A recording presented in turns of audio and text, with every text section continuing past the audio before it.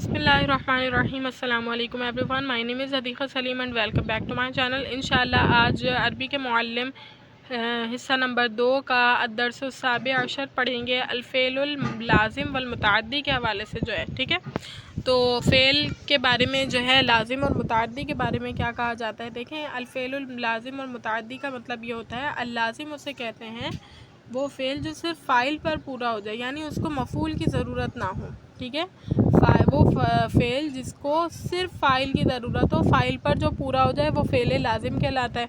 और मुतअद्दी का मतलब होता है उसको फ़ाइल के साथ मफ़ूल की भी ज़रूरत पड़ती हो, तो वो मुतअद्दी है, ठीक है। ये सिंपल सी डेफिनेशन आपके दिमाग में आ गई होगी। अब इसकी मज़ीद वज़ाहत पढ़ते हैं, चैप्टर को स्टार्ट करते हैं अल्लाह के नाम से। और अल-फ़ेलुल मारूफ़ वल मजहूल, और क्या है, फ़ेल मारूफ़ और मजहूल। मारूफ़ किसे कहते हैं, वो फ़ेल जिसका फ़ाइल मालूम हो, और वो फ़ेल जिसका फ़ाइल मालूम ना हो वो मजहूल है, ठीक है। जिसका फ़ाइल मालूम होगा वो मारूफ़ कहलाएगा, जिसका फ़ाइल मालूम नहीं है वो मजहूल कहलाएगा।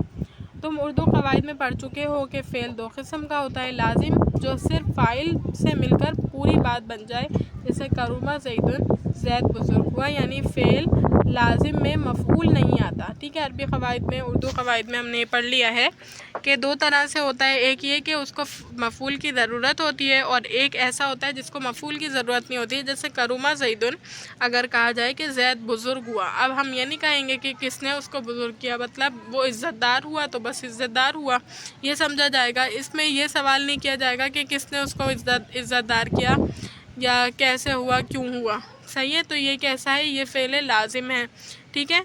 उसके बाद देखिए मुतअद्दी, जो फ़ाइल और मफ़ऊल दोनों से मिले बग़ैर पूरी बात ना बने, जैसे अकला ज़ैदुन ख़ुब्ज़न, यानी फ़ाइल और मफ़ऊल जब तक उससे ना अटैच्ड हो जाए तो उससे हमें कोई बात ना बने वो, ठीक है। जैसे अकला ज़ैदुन ख़ुब्ज़न, ज़ैद ने रोटी खाई।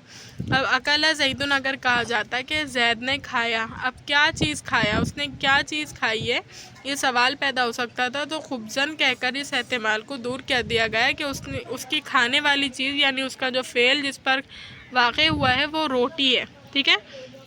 अक्सर मुतअद्दी अफ़आल में तो एक ही मफ़ऊल की ज़रूरत पड़ती है, लेकिन बाज़ अफ़आल ऐसे भी हैं जिनमें दो मफ़ऊल की ज़रूरत पड़ती है। मसलन जब कहा जाए हसीबा ज़ैदुन बकरन, ज़ैद ने बकर को गुमान किया, ठीक है। कह रहे हैं कि मुतअद्दी उन अफ़आल को कहा है ना हमने जिनको मफ़ऊल की ज़रूरत पड़ती है। अब कह रहे हैं कुछ मुतअद्दी अफ़आल ऐसे भी होते हैं जिनको दो की मफ़ऊल की ज़रूरत पड़ती है, ठीक है। तो जैसे हसीबा ज़ैदुन बकरन, ज़ैद ने बकर को गुमान किया, तो बात अधूरी रह जाती है, यानी भाई ज़ैद ने बकर को समझा, आसान उर्दू में समझें कि ज़ैद ने बकर को समझा। अब हम सामने वाला बंदा यही कहेगा ना, ज़ैद ने बकर को क्या समझा, क्या गुमान किया उसको। तो अब बता दिया गया कि जब कहेंगे गनियन, यानी तो तवंगर, तो बात पूरी हो जाएगी।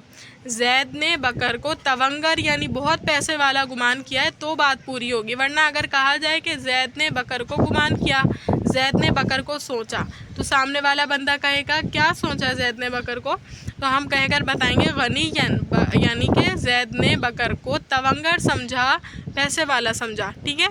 तो इसी तरह अलिमा हामिदुन खालिदन सालिहन, हामिद ने खालिद को नेक जाना। ऐसे फ़ेलों को अलमुतअद्दी इला मफ़ऊलैन, यानी मुतअद्दी ब दो मफ़ऊल कहते हैं, ठीक है। अब इस मिसाल में भी अगर एक को हज़फ कर दें, एक मफ़ऊल को, तो क्या मतलब होगा। इसी तरह अलिमा हामिदुन खालिदन सालिहन है ना, हामिद ने खालिद को जाना, अगर ऐसे होता तो हम कहते कि क्या जाना, खालिद ने हामिद को क्या जाना, हामिद ने खालिद को क्या जाना। तो हम तो जवाब इसका है कि नेक जाना, जानने की यानी क्या जाना, तो नेक जाना, यानी ये भी एक ऐसा लफ्ज़ है जो दो मफ़ऊल पर पूरा होता है। तो ये क्या कहलाता है, मुतअद्दी इलल मफ़ऊलैन, यानी मुतअद्दी ब दो मफ़ऊल कहलाता है। मुतअद्दी की और दो किस्में हैं, फ़ेल मारूफ़ या मालूम, और फ़ेल मजहूल, ठीक है। तो मुतअद्दी यानी वो फ़ेल जिसको मफ़ऊल की भी ज़रूरत पड़ती है, उसकी बात हो रही है। तो ये दो तरह का कैसे हैं, देखें। फ़ेल मारूफ़ जो फ़ाइल की तरफ मंसूब हो, यानी उसका फ़ाइल मालूम होगा और उसका फ़ाइल मालूम हो, जैसे ज़रबा हामिदुन खालिदन, हामिद ने खालिद को मारा, यानी मारने की निस्बत हामिद की तरफ हो रही है। मारने वाला कौन है, हामिद, तो इस फ़ेल की निस्बत हामिद की तरफ हो रही है। حامد نے خالد کو مارا، اس مثال میں ضربہ کا فاعل معلوم ہے، ضربہ جس نے کام کیا، جس نے مارا ہے، وہ معلوم ہے کہ وہ حامد ہے، تو یہ کون سا فعل ہوا؟ فعل معروف، یعنی وہ فعل جس کا کام کرنے والا معلوم ہے۔ فعل مجہول نامعلوم جو مفعول کی طرف منصوب ہو اور اس کے فاعل کا ذکر نہ ہو، جیسے ضربہ خالد، خالد مارا گیا، اس مثال میں فاعل کا ذکر ہی نہیں، اس لیے ضربہ فعل مجہول ہے۔ کہہ رہے ہیں کہ جس میں جو ہے مفعول کی طرف منصوب کیا جائے، ایسا فعل جو مفعول کی طرف منصوب کیا جائے اس کے فاعل کا ذکر نہ ہو، جیسے ضربہ خالد، خالد مارا گیا۔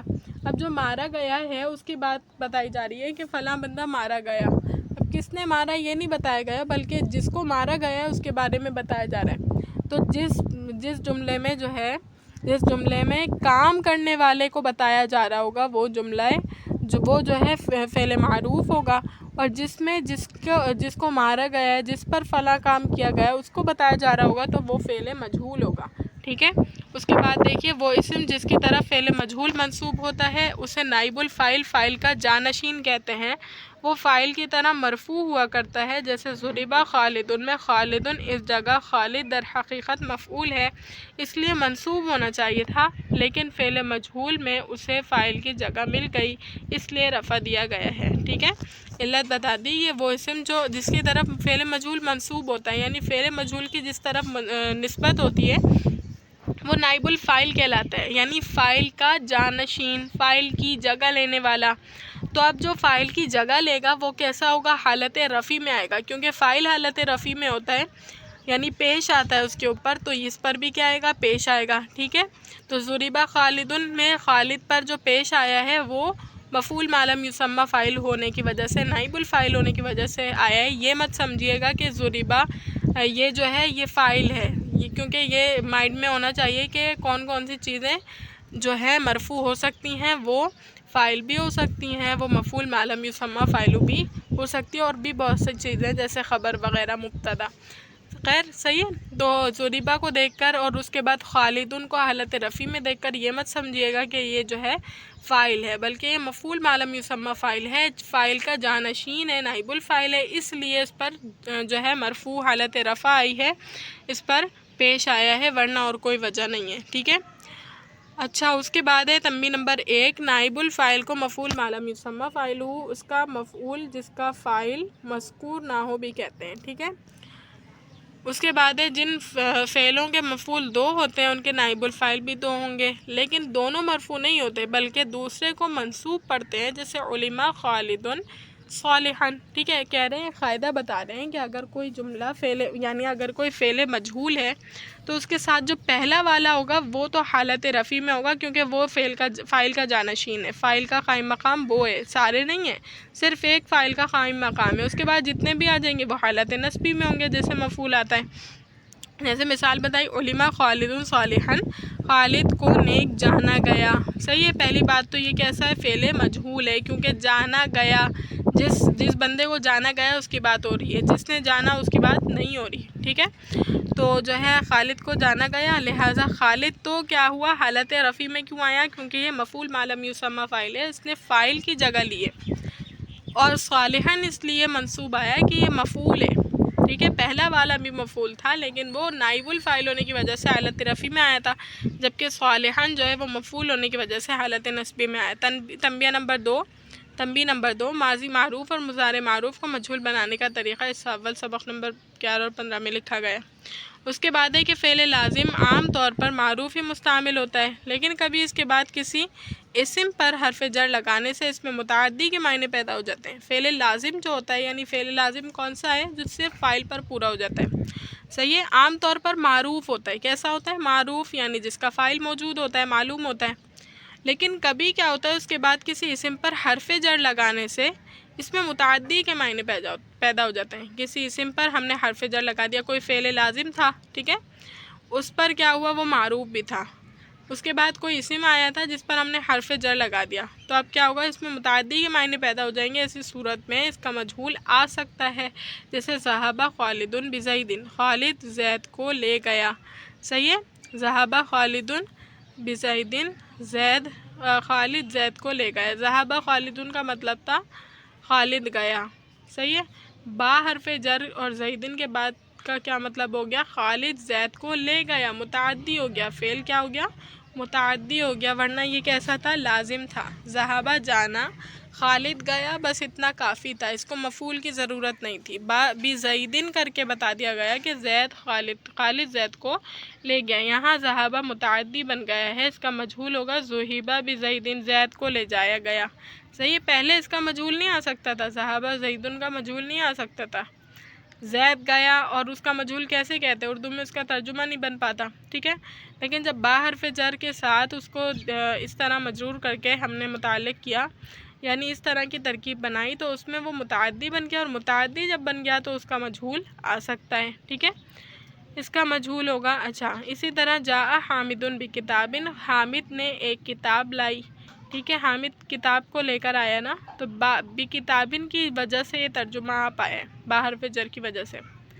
جاء حامد، حامد آیا، بکتابن، حامد نے ایک کتاب لے کر لائی، اس کا مجہول ہوگا جیء بکتابن، ایک کتاب لائی گئی، یہ بھی کیا ہوا؟ یہ مجہول، یعنی کہ اس کا مجہول آنا ممکن ہو گیا، ورنہ ممکن نہیں تھا۔ تنبیہ نمبر 3، جاء آنا اگرچہ لازم ہے مگر بظاہر متعدی کی طرح بھی اس کا استعمال ہوتا ہے، جیسے جاءنی مکتوب، مجھے ایک خط آیا، جاءکم رسول، تمہارے پاس ایک پیغمبر آئے، کبھی اس کے بعد الی آتا ہے، جاء الیک مکتوب، تیرے پاس ایک خط آیا، ٹھیک ہے۔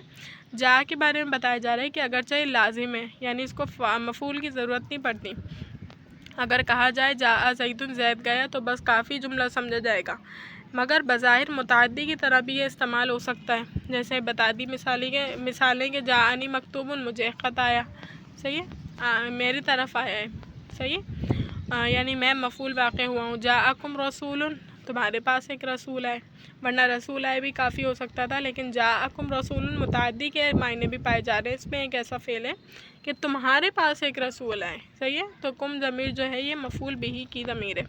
کبھی اس کے بعد الی آتا ہے، جیسے جاء الیک مکتوباً، ٹھیک ہے، تیرے پاس ایک خط آیا، صحیح۔ اس کے بعد دخلا، داخل ہونا لازم ہے، اس کے بعد کوئی اسم ظرف یعنی جگہ یا وقت کا نام ہی آئے گا، مگر عموماً فی لگانے کی ضرورت نہیں پڑتی، جیسے دخل زید المسجد، مسجد صباحا، دخلا کیا ہے؟ فعل لازم ہے، فعل لازم میں مفعول کی ضرورت نہیں پڑتی، اس کے بعد کوئی اسم ظرف یعنی جگہ یا وقت کا نام ہی آئے گا، ظاہر ہے نا کہ وہ داخل ہوا گھر میں، مدرسے میں، اسکول میں، اسپتال میں، کسی نہ کسی چیز میں، کسی جگہ میں داخل ہوا ہوگا، ظرف آنا ضروری ہے، تو مگر عموماً فی لگانے کی ضرورت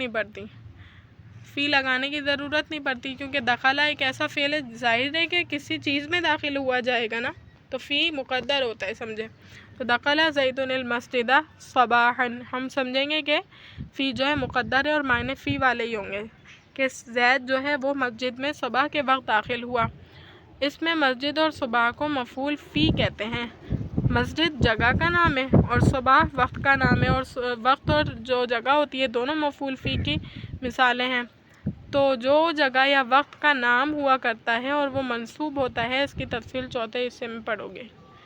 اس کے بعد سلسلہ الفاظ، ارز جامل، جانب ایک طرف، الحدیقۃ الملکیتی، ملکیتی، شاہبہ اور رقیبہ، یہ دیکھیں سین کا اشارہ دیا ہوا ہے، یعنی سین سے مراد سمع کے باب سے آتا ہے، رقیبہ یرکبو، سوار ہونا، سمکن حوتن، مچھلی کو کہتے ہیں، طاولۃ میز، عربۃ گاڑی، عسکریٌ لشکری سپاہی، لما جب، محاربۃ لڑائی، نہض فتح سے، نہض ینہض اٹھ جانا، ٹھیک ہے۔ اچھا، اس کے بعد ہے صدر سینہ، جمع صدور، ٹھیک ہے، سینہ دل، طفل بچہ، اس کی جمع اطفال آتی ہے، اربجی گاڑی بان، گاڑی چلانے والا، فارسیۃ فارسی زبان، لیبیا شمالی افریقہ کا ایک ملک، ناسن لوگ، اناس آتی ہے اس کی جمع، واجبۃ المدرستی مدرسے کے کام یا اسباق۔ امید کرتی ہوں لیکچر اچھی طریقے سے سمجھ آ گیا ہوگا، اللہ تعالیٰ سے دعا ہے اللہ تعالیٰ اس پڑھنے پڑھانے کو اپنی بارگاہ الہی میں قبول و منظور فرمائے، وآخر الدعوانا الحمد للہ رب العالمین، السلام علیکم۔